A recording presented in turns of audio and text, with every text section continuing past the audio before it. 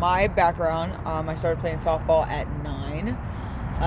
I took that all the way through high school, playing for both Calabasas for 1 year, and then finishing my high school career in Simi Valley, at Simi Valley High School, where I got a full ride made up of both academic and athletic scholarship money to New Mexico State. I played outfield, and I was the leadoff batter.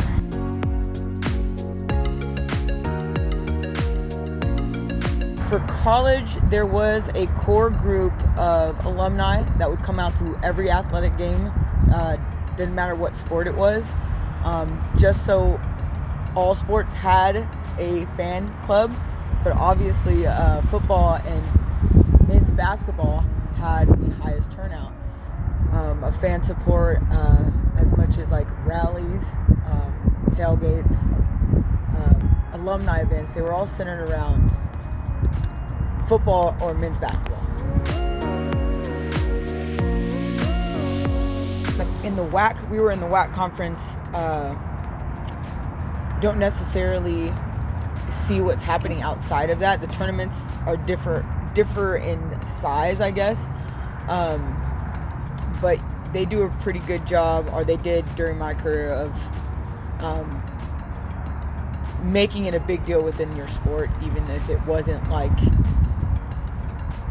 the main event as such, like football or men's basketball. And we really didn't see that too much with the football team.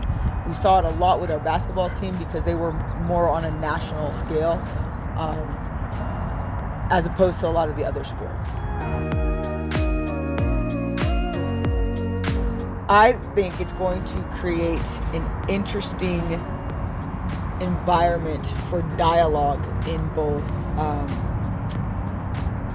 whether or not college athletes should be getting additional pay, as well as equal pay for female and male sports.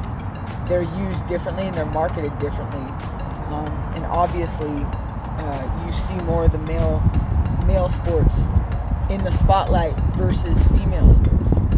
So it's going to be interesting, the dialogue that they have in regards to keeping that fair for both male and female sports. I think it's going to create a rift. Initially, it's going to create a rift in the amount of coverage, or it could have the complete opposite effect and really highlight the need to bring female sports into the limelight.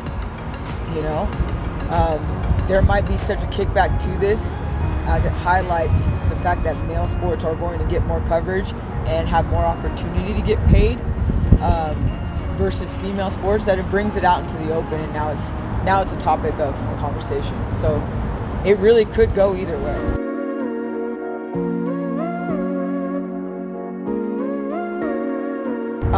I don't think it would have had any effect on our sport. We don't get coverage. There's no video games unless we were on a national scale, meaning we made it to the NCAA tournament in the championship bracket, I guess. We would see nothing. There really wouldn't be that much of an effect from what I remember the coverage looking like. I know softball does have some popularity, but unless you're catching us in an Olympic year where we are in the Olympics, you're not going to see much coverage. It would definitely be interesting because you'd be in the same campus as like football and basketball players who are making money for their likeness and playing their sport, and you would not be compensated on the other end of that. So yeah, that probably wouldn't have felt too good rolling into school like that.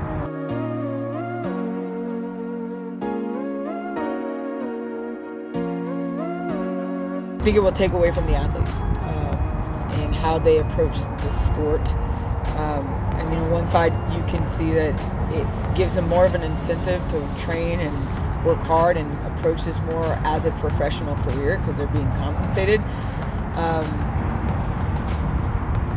But how that money is going to reverberate out across or between male and female sports, could raise tensions to a point where it's just not, they'll pull it. I don't know.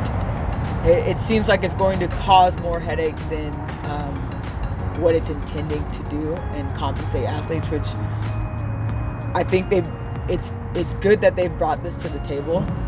I'm not sure that it's been ironed out, and I think that's where we're going.